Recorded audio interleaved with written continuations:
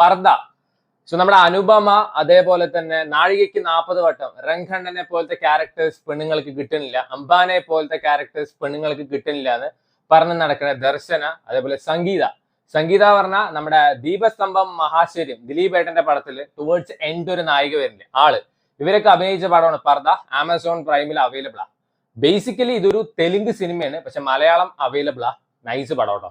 എനിക്ക് ഭയങ്കര ഇഷ്ടപ്പെട്ട ഒരു സിനിമ എന്നൊന്നും ഞാൻ പറയില്ല. This is actually nice attempt ആണ്. അതുകൊണ്ട് തന്നെ അത്യാവശ്യം നല്ല സിനിമയായിട്ടാണ് തോന്നിയത്. വൻ കിടു ആ ലെവലൊന്നും ഞാൻ പറയുന്നില്ല. സോ ഈ സിനിമയിൽ ഒരു സോഷ്യൽ ഡ്രാമ അല്ലെങ്കിൽ ഒരു social drama with some fictional elements എന്നൊക്കെ വേണമെങ്കിൽ പറയാം. പേര് കേൾക്കുമ്പോൾ തന്നെ അറിയാതിൽ എന്തായിരിക്കും കാര്യം. ഒരു പഴച്ച ഗ്രാമമുണ്ട്.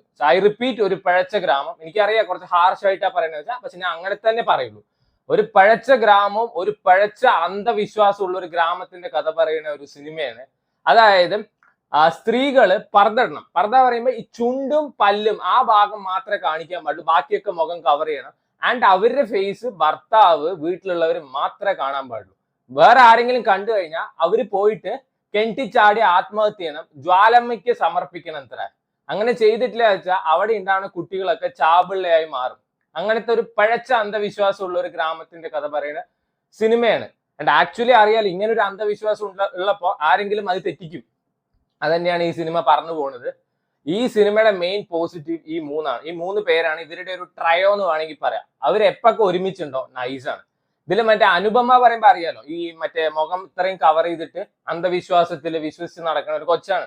ദർശനം എങ്ങനെയാണ് വെച്ചാൽ ഭയങ്കര ഇൻഡിപെൻഡന്റ് ആയിട്ട്, അതേപോലെ ഭയങ്കര മോഡേൺ ആയിട്ടുള്ളൊരു കൊച്ചാണ്. പിന്നെ നമ്മുടെ സംഗീത ആളാച്ചാൽ നമ്മുടെ വീട്ടിലൊക്കെ അമ്മമാരുണ്ടാവില്ല, അതേപോലത്തെ ഒരു ക്യാരക്ടറാണ്.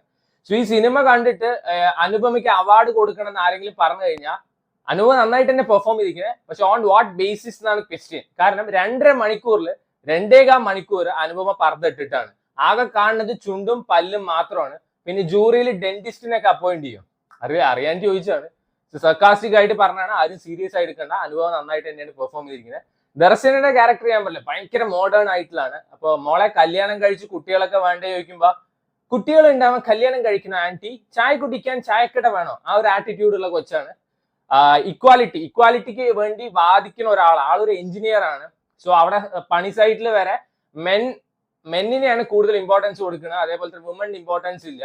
അതുകൊണ്ട് ചേച്ചി അതിന് പ്രതികാരം ചെയ്യാൻ വേണ്ടിയിട്ട് ആളുടെ താറെടുത്തിട്ട് ആണുങ്ങൾ സ്കോർപിയോയിലോ ബൊളേറോയിലോ പോയി കഴിഞ്ഞാൽ അവർ ഓവർടേക്ക് ചെയ്തിട്ട് ഞാൻ ജയിച്ചെന്നൊക്കെ പറയുന്നത് വളരെ നല്ല കാര്യം. സോ ഇവര് 3 പേര് ഒരുമിച്ചുള്ളപ്പോൾ ഈ പടം നൈസാണ്. സോ ഞാൻ പറഞ്ഞില്ലേ, സോഷ്യൽ ഡ്രാമയാണ്, കുറച്ച് മെസ്സേജസും ഫെമിനിസവും കാര്യങ്ങളൊക്കെ പറയുന്നുണ്ട്. നല്ല രസത്തിൽ എനിക്ക് ഈ സിനിമ കണ്ടിരിക്കാൻ തോന്നിയത്, ഈ സിനിമ തുടങ്ങുന്ന സമയത്ത് ഒരു നറേഷൻ ഉണ്ട്, കുറച്ച് ഫിക്ഷണൽ എലമെന്റ്സ് ഉള്ള, മിത്തോളജിക്കൽ എലമെന്റ്സ് ഉള്ള ജ്വാലമ്മയുടെ കഥ. ദാറ്റ് വാസ് കിഡു സാധനമായിരുന്നു. അത് അവർ പ്രസന്റ് ചെയ്ത രീതി എനിക്ക് ഭയങ്കര ഇഷ്ടമായി. അതുകൊണ്ടാണ് ഞാൻ ഈ സിനിമ കാണാനുള്ള ഒരു ത്വര വന്നത്. ഇല്ലെങ്കിൽ അപ്പൊ തന്നെ ഓഫ് ചെയ്ത് പോയിണ്ടാവും. അത് കണ്ടു കഴിഞ്ഞപ്പോൾ എനിക്ക് ഈ സിനിമ കണ്ടു തീർക്കണം തോന്നി. കാരണം ആ ഒരു നറേഷൻ അടിപൊളിയായിരുന്നു. That was very nice. ഈ സിനിമയുടെ ഏറ്റവും ഹൈലൈറ്റിംഗ് ഫാക്ടർ അതാ. രണ്ടാമത്തെ നമ്മുടെ ഗോപി സുന്ദർ അണ്ണനാണ് ഇതിൽ മ്യൂസിക് ചെയ്തിരിക്കുന്നത്. എലവേറ്റ് ചെയ്യാൻ പറ്റുന്ന സീനൊക്കെ അണ്ണൻ നന്നായിട്ട് തന്നെ എലവേറ്റ് ചെയ്യുന്നുണ്ട്. And this is one of the finest works എന്ന് വേണമെങ്കിൽ പറയാം. എനിക്ക് അത്യാവശ്യം ഇഷ്ടമായിട്ടോ ആളുടെ മ്യൂസിക് വർക്കും കാര്യങ്ങളൊക്കെ. ടുവേർഡ്സ് എൻഡ് ആകുമ്പോൾ അത്യാവശ്യം ഫെമിനിസം കാര്യങ്ങളൊക്കെ പറയുന്നുണ്ട്. ഫ്ലോസ് ഒക്കെ ഉണ്ട് ഈ സിനിമയിൽ. ഒന്ന്, ഈ സിനിമ മലയാളം വേർഷൻ ഭയങ്കര ഡ്രാമാറ്റിക് ആണ്. നല്ല സിനിമയൊക്കെയാണ്, പക്ഷെ ഡയലോഗ്സ് ഒക്കെ ഭയങ്കര നാടകം പോലെ. രാജേഷ്, നിന്നെ എനിക്ക് അവസാനമായി ഒന്ന് കാണണം രാജേഷ് എന്നൊക്കെ പറഞ്ഞിട്ട് അത്രയും ഡ്രാമാറ്റിക് ആയി വലിച്ചുകൊണ്ട് പോകുന്നുണ്ട്. പിന്നെ ഈ സംഭവം നടക്കുന്നത് ചന്ദ്രനിലാണ് തോന്നുന്നു. ആരൊക്കെ 10-15 പേര് ജ്വാലമ്മയ്ക്ക് സമർപ്പിച്ചിട്ട് പോലും പോലീസ് വന്ന് കേസൊന്നും എടുത്തിട്ടില്ല. അത് എന്തുകൊണ്ടാണെന്ന് എനിക്ക് മനസ്സിലായിട്ടില്ല. അങ്ങനത്തെ കുറച്ച് കാര്യങ്ങൾ. പിന്നെ ചില സമയത്ത് എക്സസ് ഫെമിനിസം. ഇതില് ഈ ഫെമിനിസം എവിടെ പറയുന്നുണ്ടോ അവിടുത്തെ ആണുങ്ങളൊക്കെ പെർവേർട്സ് ആയിരിക്കും, ഞരമ്പ് രോഗികളായിരിക്കും, അല്ലെങ്കിൽ പെണ്ണുങ്ങളെ കയറി പിടിക്കുന്നവരായിരിക്കും, മോശപ്പെട്ട ആൾക്കാരായിരിക്കും. അത് എന്തുകൊണ്ടാണെന്ന് എനിക്ക് മനസ്സിലായിട്ടില്ല. അതൊക്കെ മാറ്റി വെച്ച് കഴിഞ്ഞാൽ this is actually very nice movie. കണ്ടോണ്ടിരിക്കുക, ഫാമിലി ആയിട്ട് കാണാൻ പറ്റിയ നല്ലൊരു പടം. ആക്ച്വലി കണ്ടിരിക്കേണ്ട പടമാണ്, സ്ത്രീകൾ കാണേണ്ട സിനിമയാണെന്നൊക്കെ വേണമെങ്കിൽ പറയാം. എല്ലാവരും നന്നായിട്ട് തന്നെ പെർഫോം ചെയ്തിരിക്കുക പറയുമ്പോൾ ഈ 3 പേര്. ബാക്കി ആരൊക്കെ കയറി അഭിനയിച്ചിട്ടുണ്ട്, എനിക്ക് വരുന്നവനും പോണവനെയൊക്കെ കയറ്റി അഭിനയിപ്പിച്ചിട്ടുണ്ട് എന്ന് വേണമെങ്കിൽ പറയാം. പക്ഷെ നല്ല സിനിമയാണ്, കൊച്ചു പാടമാണ്. വലിയ എക്സ്പെക്ടേഷൻ ഒന്നും ഇല്ലാതെ പോയി കണ്ടു കഴിഞ്ഞാൽ ചിലപ്പോൾ ഇഷ്ടാവാതിരിക്കുക. So watch movies at your own risk എന്ന് ഞാൻ പറയുള്ളൂ. Try to.